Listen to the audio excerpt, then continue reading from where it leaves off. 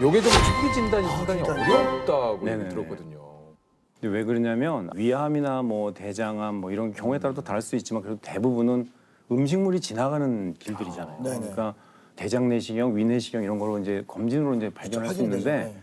췌장이라는 장기는 이 음식물이 지나가는 길이 아니고 그 우리 몸 깊숙한 곳에 있기 때문에 이게 발견이 어려운 것 같아요. 네. 이게 발견이 그 췌장 여기 어디 뒤쪽에 있다고?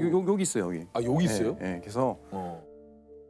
위를 들치면 네. 이렇게 기다랗게 누워 있는데 증상이 생기더라도 그 췌장 주변에 우리 몸으로 가는 중요한 혈관들이 있거든요. 되게 많이 밀접해 있어요. 그래서 아주 작은 혹이더라도 그 혈관에 침범을 하면 수술 못하는 경우가 있고, 아, 그러니까 그렇구나. 그런 경우가 많죠. 그래서 수술할 수 있는 경우가 1기 아니면 2기인데 진단 당시에 수술할 수 있는 경우가 한 15에서 20%. 그거밖에 안 네네네. 그러니까 이미 늦은 상태에서 그렇죠. 그러한 아 그러니까 해부학적- 수술할 수 있는 경우도 그거밖에 그렇죠. 안 됩니다. 해부학적인 그 특성상 그렇게 되는 것 같고요.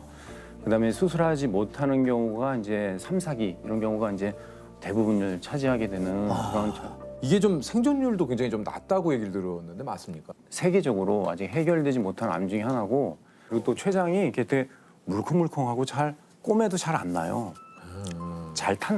덧난다 그러나요? 아 그래요? 그래서 아. 수술을 하고 나면 반드시 이제 우리가 생존율 향상을 위해서는 항암 치료를 반드시 해야 되는데 네. 수술을 했는데 환자가 잘 안 낫고 탈나고 하게 되면 회복이 잘 안 되겠죠, 그죠? 그렇겠죠. 그래서 과거에는 한 60년대만 해도 췌장암은 절대로 수술하지 마라, 뭐 이럴 얘기가 나올 정도로 왜냐 회복이 안 되니까 이렇게 했는데 최근에는 이제 많은 이제 의학 지식이라든지 해부학적 지식 그다음에 수술 후 관리법 이런 것들이 많이 발전하면서 이제 환자들이 이제 회복을 이제 많이 하게 되는 거예요. 아 그렇군요. 이게 혹시 췌장암에 걸리게 되는 원인이 이게 있습니까? 이 췌장암은 나이가 들수록 이제 많이 발생하는 암이라고 알려져 그렇군요. 있어요. 그래서 그다음에 남자가 좀 약간 여자분에 비해서 약간 좀 암에 걸릴 확률이 좀 췌장암에 걸릴 그런 위험성이 약간 높다고 혈액형 있죠, 혈액형 네. 이런 것들도 O형에 비해서 A형이 뭐 1.3배, AB형이 1.5배, B형이 1.7배. B형이 제일 높네요. 뭐 그런 식으로 돼. 제 B형. 근데 제가 이런 얘기하면 이제 이 혈액형 이제 따져서 이제 저도 지금 혹시나 B형이라. 이거 어떻게 어이. 이렇게 그렇죠. 아 근데 아니고, 이게 이제 그쵸, 본이 네. 아. 이렇게 하는 거기 때문에 이제 거기에- 그런 이제 통계적인 거지 뭐. 기름진 식사, 맞아요. 그래요. 그다음에 과다한 육류 섭취, 흡연, 잦은 과음. 이게 췌장암을 혹시 내 스스로 좀 이렇게 자가 진단. 뭐 자가 진단을 좀 해볼 수 있는 방법이 있을까? 어느 날 이상하게 뭐지? 이 통증은 뭐지? 이런 느낌이 있어요. 처음 느끼는 통증. 그렇게 아프진 않는데 인생에서 처음 느끼는 기분 안 좋은 통증들 있잖아요. 기분 안 좋은 통증. 네. 그게 반복이 된다든지 특별한 일을 안 했는데 몸무게가 갑자기 확 빠지는 거예요. 뭐 6개월 이내 뭐 10% 정도 빠진 가만히 있는데도 불구하고. 다이어트를 했는데 그 효과가 너무 급속하게 나오는 분들. 내가 생각했던 것보다 훨씬 더 할 때. 거기에 이제 하나 더 추가를 한다면 황달이 그러니까요, 있었어요. 이게 이제 왜냐면 황달이. 췌장 머리에 암이 있으면 이제 담도가 막히게 되고 그것 때문에 황달이 오는 경우가 있어요. 그래서 모든 황달이라고 다 췌장암은 아니지만 그 중에 하나의 원인이 될 수 있어서 또 하나는 당뇨가 없다가 갑자기 생긴 사람들이 있어요. 이제 저희가 이제 연구해 보면 암이 살아가는 그 먹이라 그러나요? 대사체가 포도당이거든요. 그러니까 포도당을 먹어야 되는데 환자가 당뇨가 아니에요. 그럼 어떻게 하겠어요? 자기가 어떤 물질을 만들어서 당뇨를 만들어야겠죠. 이제 그런 전략적인 암도 있어서 평소에 잘 이제 조절이 되다가 갑자기 인슐린을 맞아야 된다 한다든지 평소에 당뇨가 별로 없었는데 검진했는데 갑자기 당이 확 높다 한다든지 높다든지. 그죠? 그런 경우에는 한번 좀 생각을 해봐야 되지 않을까.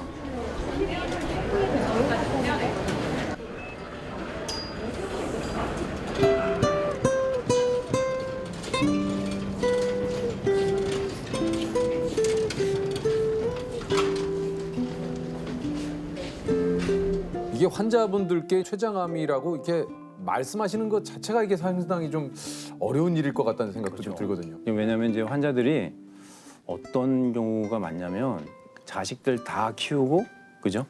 시집 장가 다 보내고 이제 우리 행복하게 살아야지 하고 이제 검진 한번 해보자 뭐 이런 식 그런 거. 그다음에 네네네.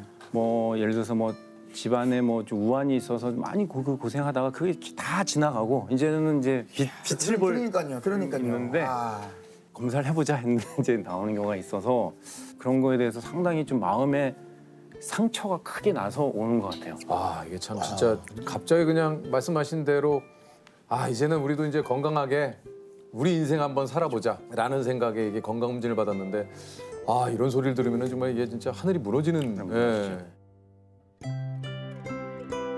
저희 엄마가 정신지체장애 1급이세요. 근데 저희 사남매거든요. 저희 엄마가 사남매를 다 키우셨단 말이에요. 그래서 착하게만 살고 살았던 사람인데 뭐 왜 이런 병이 왔을까 뭐 부정하고 막 슬프고 그랬는데 이제 뭐 때로는 뭐 불행이 착한 사람들한테도 올 수도 있다고 인정하고 빨리 어머니 치료하는데 정신을 차려야겠다 제가 그렇게 생각했죠. 좋습니다. 제 생각에는 이제 점점 살이 차 올라서 좋아질 것 같은데 좀 이렇게 조치를 좀 다시 해볼게요. 좋습니다. 예. 교수님께서 걱정 마시라고 꼭 엄마 낫게 해주신다고 해서 저 꼭 믿고 있고요. 되게 큰 위안이 되더라고요. 그 말 자체가. 네. 교수님께서 이제 환자분들을 진료하실 때 좀 특별한 진료 철학이 있다 그래요.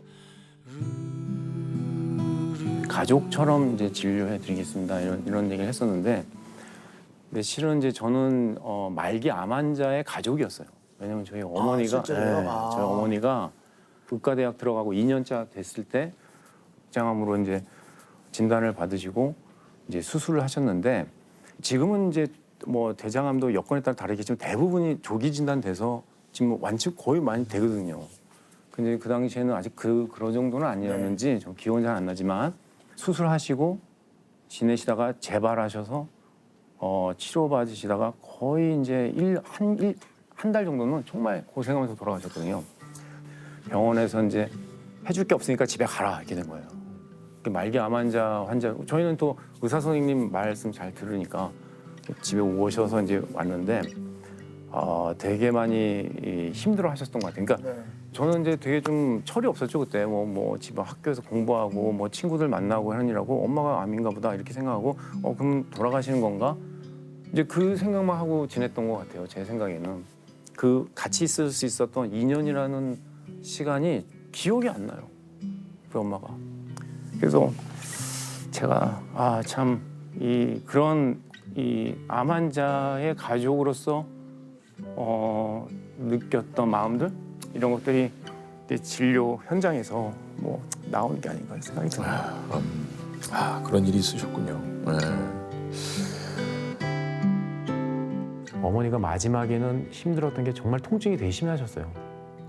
대장암 말기 암 환자 막 뼈에까지 전이가 돼서 그래서 그 통증이 많이 심하셨었는데 그때 이제 진통제 하나 못 드렸다는 게 저는 너무 좀 속상하다고 하나요. 그래서 우리 환자들 이렇게 회진 돌다 보면 제가 제일 감정이입되는 게 뭐 그런 거예요.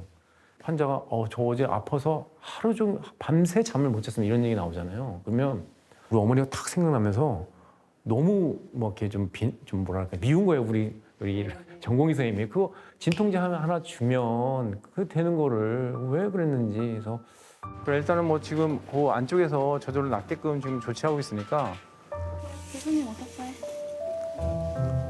좀 어떠세요? 많이 아프세요?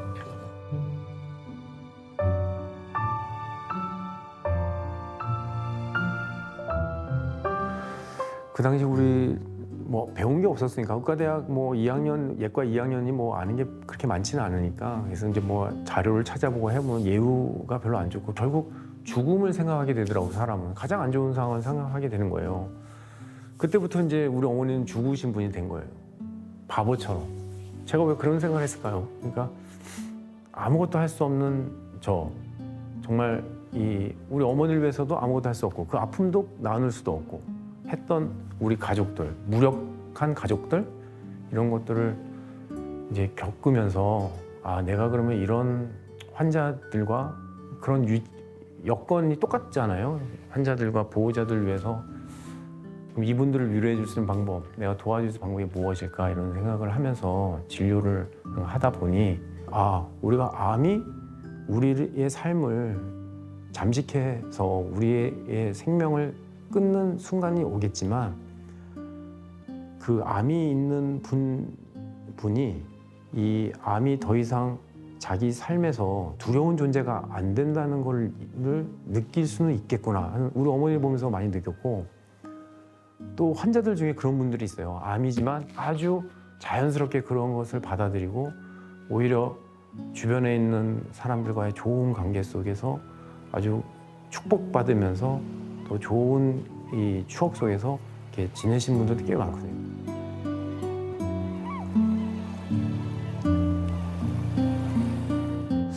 이게 내 생각이 아예 틀린 거는 아니겠구나. 이런 것들은 실은 교과서에는 없는 내용이잖아요. 우리 어머니가 저한테 가르쳐준 교훈이라고 저는 생각을 하고 있어요. 그래서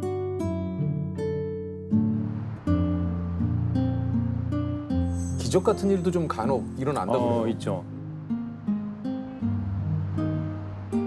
최근에 제가 어떤 환자가 있었냐면 어떤 할아버지인데 이제 뭐 효도 이제 검진을 해드린 거예요. 그냥 해드렸는데 이제 췌장암이 8mm. 8mm요. 네, 보통은 8mm짜리 췌장암은 저는 본 적이 없거든요. 원래 한 3, 4cm 보이죠? 아주 빨리 네네. 조기에 발견되거든요. 그래서 이제 그분은 개복도 안 하고 할아버지시지만 복강경으로 수술하고 빨리 회복해서 이제 항암 치료 받고 좀 잘 계신 분이 계시고 또 올해는 어느 날 이제 외래를 보는데 어떤 이제 환자가 젊으신 분인데 편지를 써왔어요. 선생님 5월에 이렇게 맑은 하늘을 볼 수 있게 해주셔서 너무 감사합니다 그러더라고요. 그 환자는 한 2년 전인가요? 췌장암으로 진단받고 아마 그때는 그 기관에서는 아마 수술할 수 없다고 판단을 하셨나 봐요. 그래서 항암 치료를 해야 되고 언제까지 해야 되냐? 죽을 때까지 해야 된다 이렇게 하니까 이 환자가 항암 치료 받다가 답답하니까 저한테 온 거예요. 그래도 이제 다행히 그동안에 항암 치료했던 게 효과가 있었는지 몰라도 제가 이렇게 CT를 보니까 그래도 길이 보여요. 이건 되게 될 수 있을 수 있겠다. 이왕 이렇게 된 거 그러면 항암 치료를 한두 번 더 하고 그럼 승부를 걸어봅시다. 얘기한 거죠.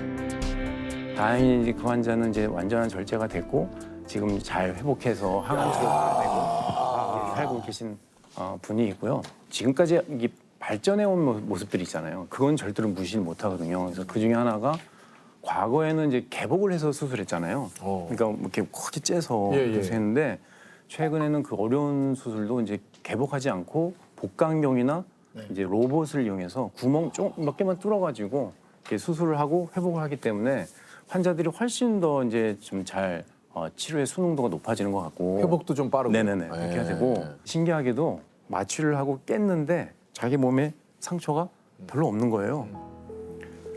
그때 이제 제가 느끼는 느낌은 환자들이 나 이거 살 수 있는 거 아닌가? 이런 좀 희망의 메시지를 주는 수술 아닌가 저는 그런 생각을 들어요. 또 한 가지는 항암제가 많이 이제 발전이 많이 됐어요. 최근에는 수술한 환자들, 1, 2기 환자들 저희가 이제 잘 계산해 보면 5년 생존율 저희가 따지는데 한 40% 이상, 어떤 경우에는 50% 이상까지 보고하는 경우도 있고 아직 그런 데이터가 쌓여서 아직 여러 기관에서 발표는 안 하고 있지만 그 정도는 거의 나오는 것 같다 이런 생각이 다행입니다. 들고 생명은 소중하잖아요, 그죠? 한 사람을 위해서 우리가 구조대를 특파할 정도인데 좋은 면들, 이게 발전한 면들 이제 말씀드리고 같이 가자, 치료해 보자 이런 얘기를 하죠. 절대 포기할 수 없는 거죠.